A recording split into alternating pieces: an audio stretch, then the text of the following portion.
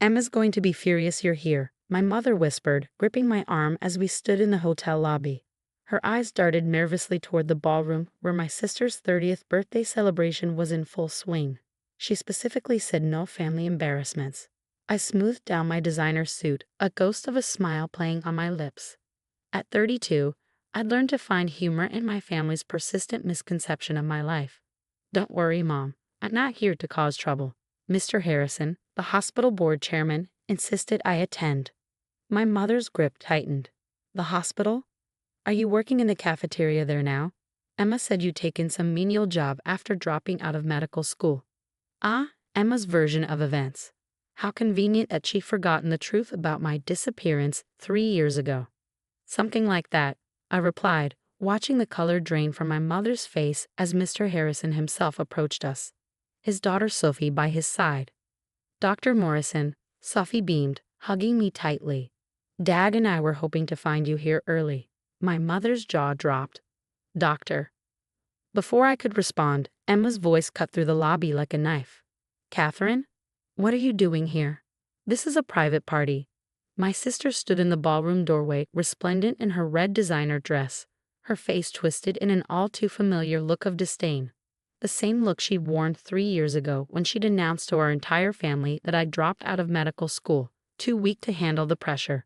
The same superior smirk she'd maintained while telling everyone how I'd run away in shame, working dead-end jobs to survive. What Emma didn't know, what none of them knew, was that I hadn't dropped out at all. Emma, Mr. Harrison stepped forward. I hope you don't mind, but I insisted your sister attend. We have some exciting news to share with everyone. Emma's perfectly plucked eyebrows drew together. Mr. Harrison. You know Catherine? Know her? Sophie laughed. Dr. Morrison is the reason I'm alive today. The silence that followed was deafening. My mother's hand fell away from my arm, and Emma's smirk faltered for the first time. There must be some mistake, Emma said quickly. Catherine's not a doctor. She dropped out years ago. She's been away. Yes, I have been away. At Johns Hopkins, completing my residency in oncology while pioneering a groundbreaking treatment protocol. The same protocol that had saved Sophie Harrison's life when every other doctor had given up hope. I think Mr. Harrison said firmly, it's time everyone knew the truth about Dr. Catherine Morrison. Emma's eyes narrowed. What truth? She's nothing but a failure woe, who just became the youngest head of oncology in Boston General's history, Mr. Harrison interrupted, and who developed the treatment that saved my daughter's life. The champagne glass in Emma's hand slipped, shattering on the marble floor. Behind her, party guests began to gather, drawn by the commotion. That's impossible, my mother whispered. You told us she was working odd jobs, Emma. You said she couldn't handle medical school. Emma's face had gone pale. She left. She disappeared. She never answered our calls or your calls. I finally spoke, my voice calm. You mean the calls where you told everyone I failed? The messages calling you weak, telling me to stay away from family events because I was an embarrassment. Mr. Harrison placed a supportive hand on my shoulder. Dr. Morrison chose to focus on her research rather than defend herself against false accusations, a decision that saved not only my Sophie but dozens of other patients as well. The crowd in the doorway had grown larger. I could see my father there, his face a mixture of confusion and dawning realization.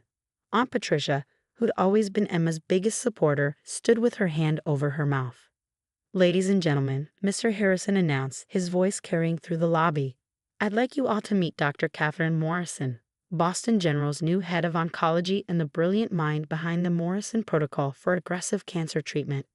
The silence that followed was broken only by the sound of Emma's heel crunching on broken glass as she stepped backward. This wasn't how I'd planned to reveal the truth. But standing there, watching my sister's carefully constructed narrative crumble around her, I realized sometimes the best revenge isn't about getting even. It's about rising above. Shall we head inside? I suggested calmly. I believe we have a birthday to celebrate. The ballroom was exactly what I'd expected from Emma. Extravagant floral arrangements, crystal chandeliers, and a string quartet playing softly in the corner. As we entered, I could feel every eye in the room on me, the prodigal daughter whose return had just shattered years of carefully crafted lies. Emma rushed ahead, presumably to warn her husband Michael about my unexpected appearance.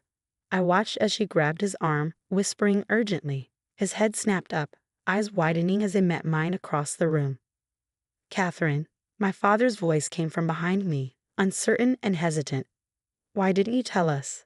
I turned to face him, noting the new gray in his hair, the lines around his eyes that hadn't been there 3 years ago.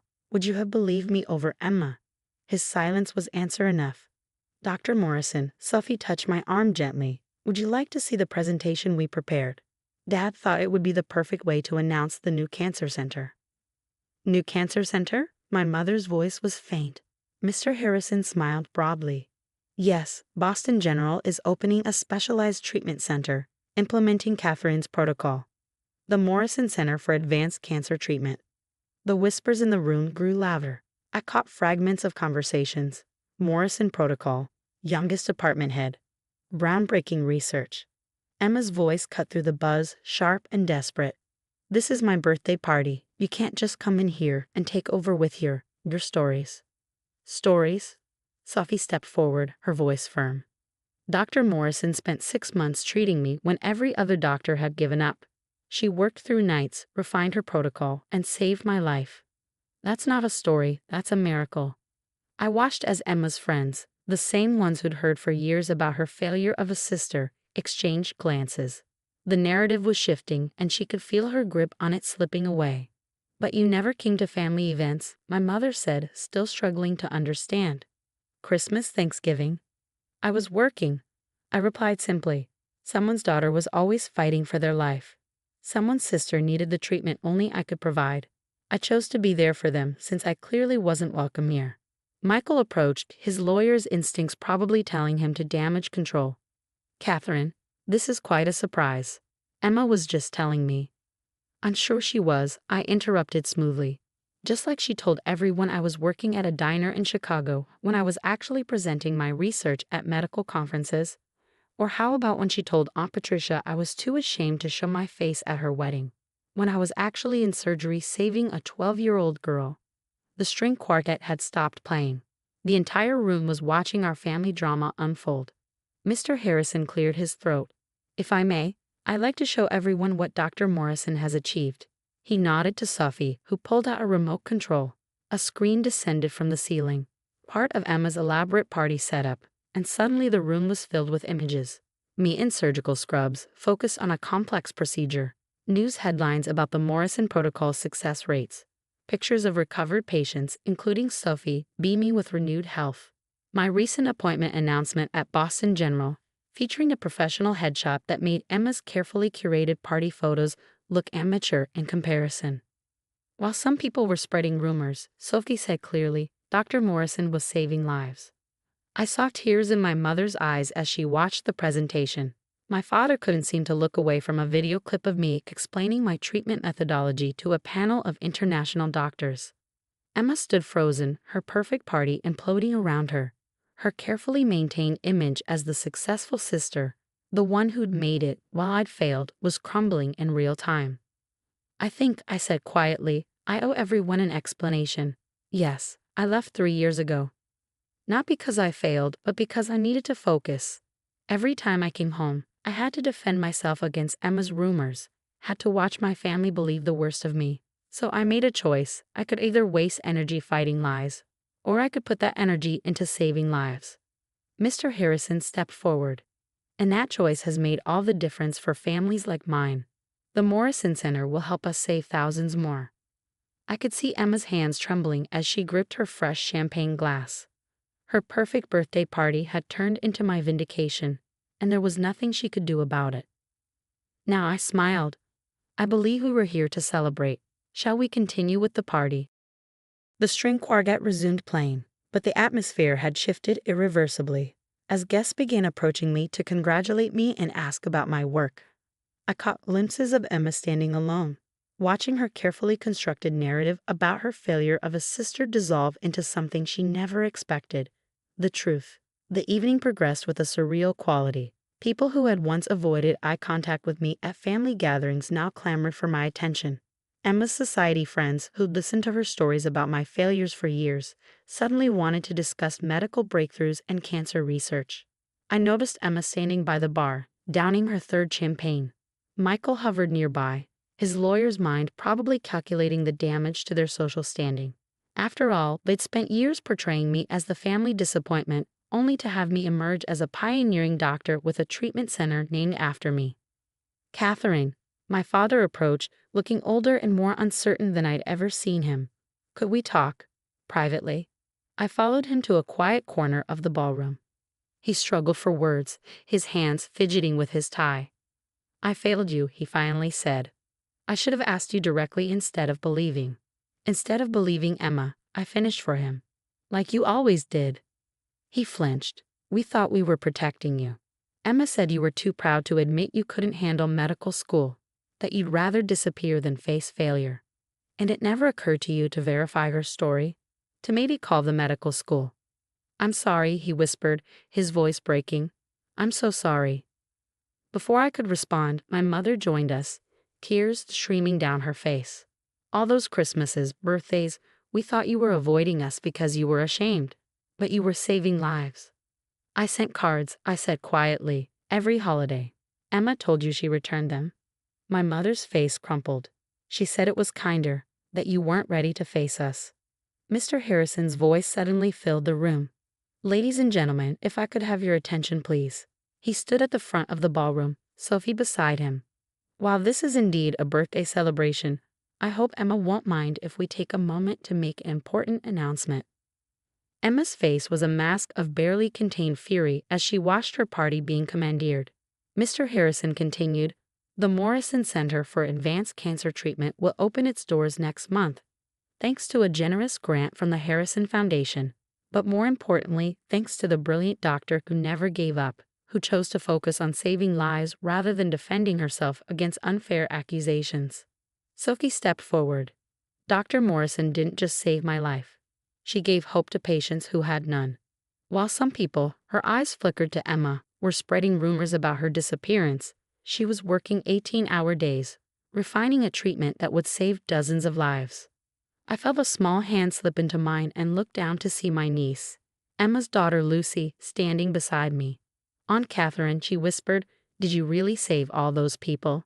I knelt down to her level. I did my best, sweetheart. Mom said you were a failure, she said innocently, but you're actually a hero. From across the room, I saw Emma start forward, probably to whisk Lucy away, but Michael held her back. The damage was done.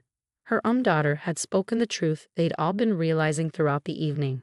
Mr. Harrison raised his glass. To Dr. Catherine Morrison, whose dedication to her patients meant more to her than correcting malicious gossip. The medical community is honored to have you, and I know I speak for many parents when I say thank you for giving us back our children. The room erupted in applause. I saw my father wiping tears from his eyes, my mother clutching her hands to her chest. Aunt Patricia was openly crying. Emma stood alone by the bar, her perfect party transformed into a celebration of everything she tried to diminish. Her carefully crafted narrative had crumbled, replaced by a truth far more powerful than any lie she could have invented. As the evening wound down, I found myself by the door, saying goodbye to guests. Emma approached, her makeup slightly smeared, her composed facade cracking.